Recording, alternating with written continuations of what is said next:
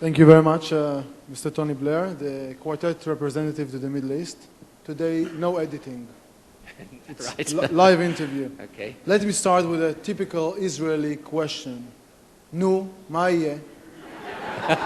Well, what will happen? What's going to happen in the next few weeks? Right. To be honest, I don't know. But what I do know is that we should try as hard as we possibly can to find a way through that allows us to get back to the only thing that will resolve this, and that is a negotiation toward a viable independent state of Palestine and a secure state of Israel recognized by the region. And, you know, we can carry on with this impasse or that impasse. We always come back to the same issue and the same basic conclusion. Well, that's also an Israeli typical answer. Well, it's probably good then. Yes, of course. Can regional cooperation be substitute for real peace? Look, here's what I've learned here. The answer is that anything by way of economics can never be a substitute for the politics. And there is an intimate relationship here, in my view, between the politics, the economics, and the security. And you need a politics that's constructive, a security that is present and operated on by both sides, and then you need economics. However, even though economics is not a substitute for politics, I do believe that what we've been trying to do over these past few years is of vital significance and importance. So when the Vice Prime Minister just talked about Jenin and Jeremy and what's happening there, the result of opening it up is a higher standard of living for the people there, more investment, I mean a lot more investment. And the key thing is this: you don't make peace just by politicians sitting in a room. You make peace by giving people a stake in the future, by giving them some hope, and by giving them an acceptance that making peace is better than making war. And that's where the economics matters. What lesson can we draw from our original countries? You know, you can look at Egypt, for example.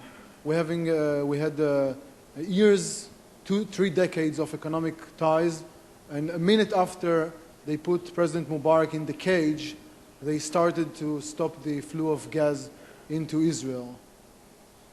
Well, look, it's going to be very tough now in this region, because whatever the long-term benefits of bringing democracy to the region, and in my view, there are many long-term benefits in that, and after all, Israel itself is a democracy, short-term it's going to be difficult, even destabilizing. Now, you can then draw one of two conclusions from that. You can either say, therefore, you know, we should give up, or, in my view, right now is the moment to move this issue forward. Otherwise, the risk is that the Israeli-Palestinian issue gets caught up in the politics of the region and used or abused in a way that's destructive. You know, this conference on economic cooperation between Israel and its Arab neighbors is organized against the backdrop of events, changes in the region. How do you think that what called the Arab Spring will influence what we called regional cooperation? Well, the truthful answer is that unless there's a political settlement, there's not going to be the degree of regional cooperation that there should be, which is why it's so important to get back into negotiation again. But the potential, if there is an agreement, is enormous. I mean, the fact is, this part of the world is situated right between the Arab world and the West. The Arab world's population is set to double over the next 30 years. There's the most enormous opportunity opening up to the east. This country is a country which is interesting for many, many reasons, its politics particularly. But it's interesting, for example, if you look at the technology sector in Israel, it's world-renowned today.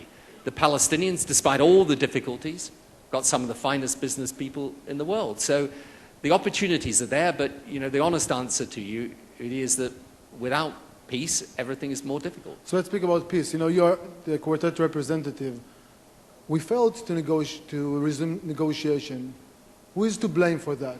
Is that the government of Israel? Is that the Palestinian? The situation? What is it? If you're trying to get them back into negotiation, it's probably not a good idea to identify who's to blame. And in any event, not very productive.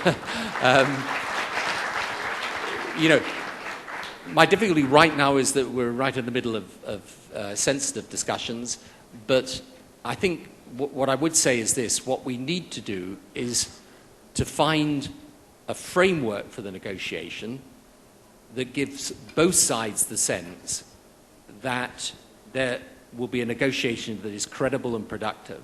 And at the moment, you know, we had various discussions in the quartet in Washington a couple of months ago. We haven't yet found an agreement. My job is to try and find one.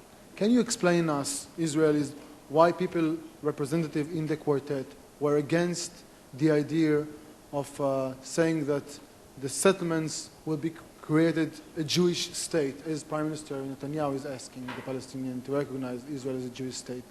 What is the core resistance to that?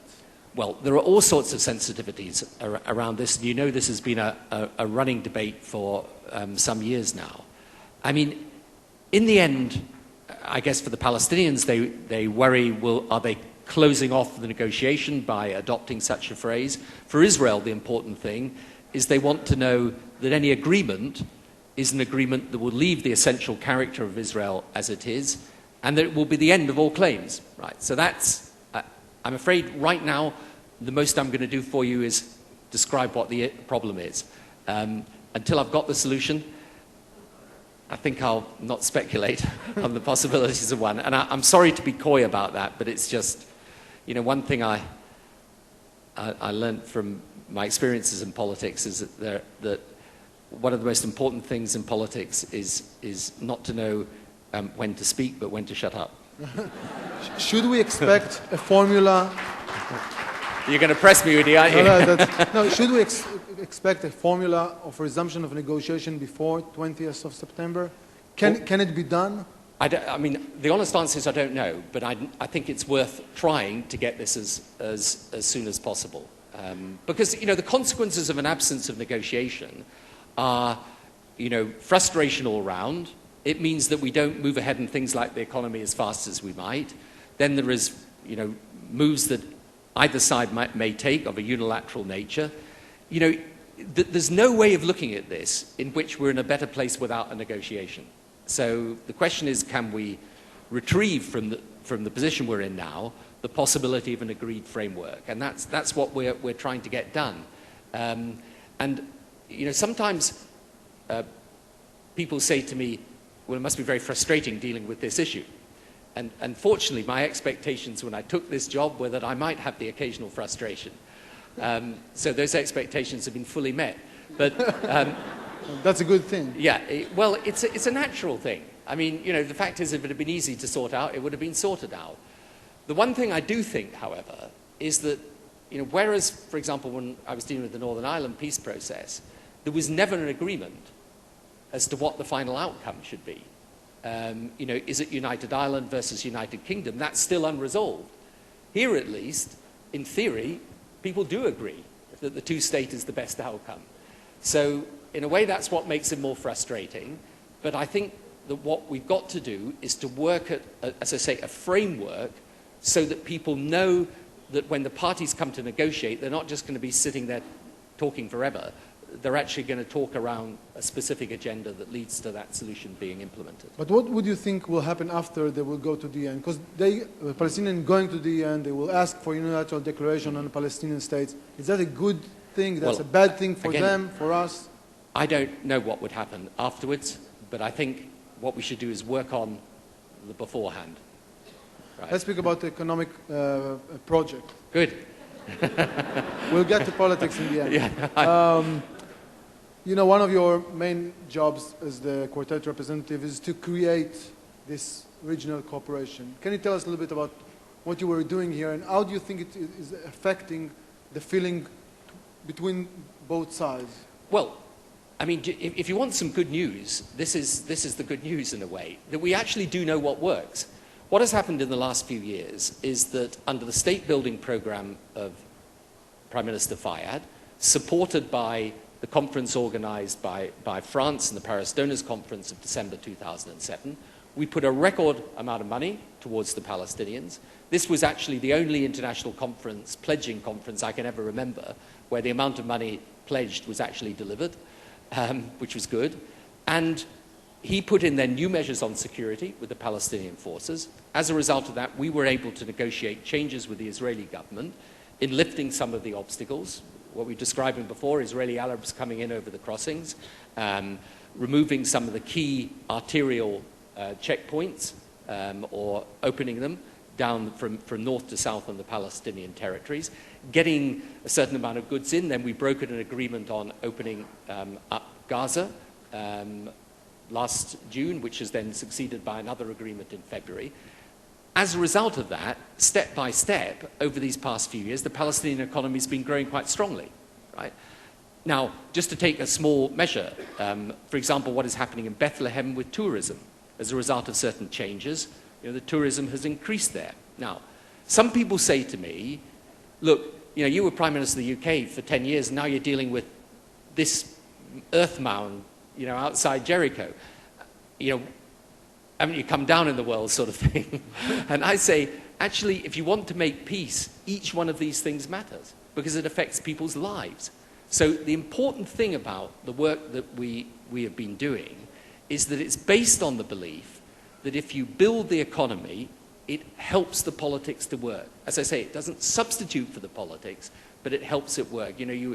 Hearing, I think, from Ronnie Cohen and Valerie Hoffenberg earlier, the work that the Portland Trust has been doing, that Valerie's doing with France and in Bethlehem, all of these things matter.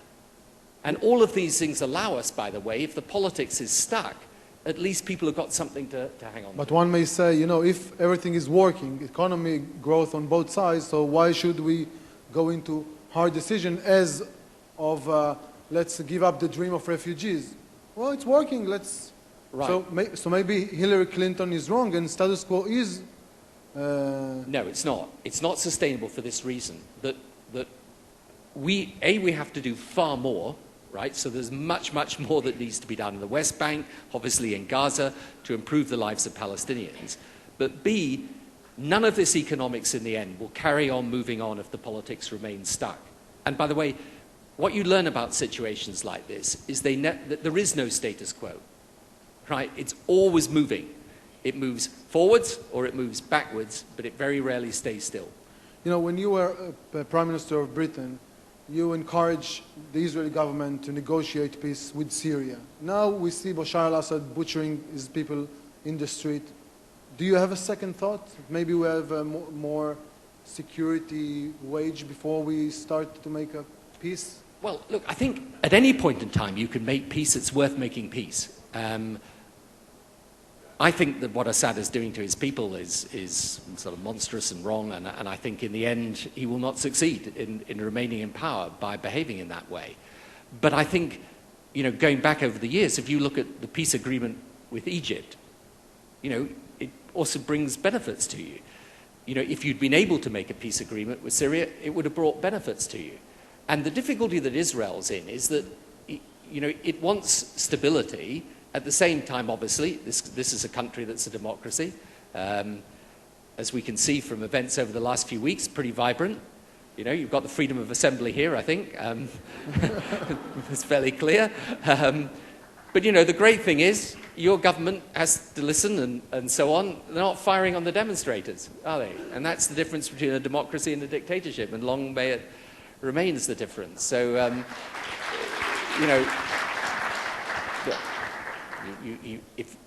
hopefully, if there is change in Syria too, that may offer up the prospect of peace. After being here for so many weeks, are you still optimistic? Do you really think things can be changed profoundly? I am actually almost constitutionally optimistic, which is probably just as well. But I am, in fact, I ground my optimism in this reality. That if you look at the future, and I think sometimes in politics when I was in government, we would get right into the depths of a problem, we would get overwhelmed by the problem, we couldn't see our way through. And I always used to say to my folk, step back and look at the big picture for a minute. And I think if you step back and look at the big picture here for a moment, it's not rational or sensible or in anyone's interests for in this small territory where actually you've created something remarkable in the state of Israel, and where the Palestinians naturally want the aspirations of statehood, it's not sensible to carry on in conflict when, together with peace, we could create so much for both Israelis and Palestinians and for this region.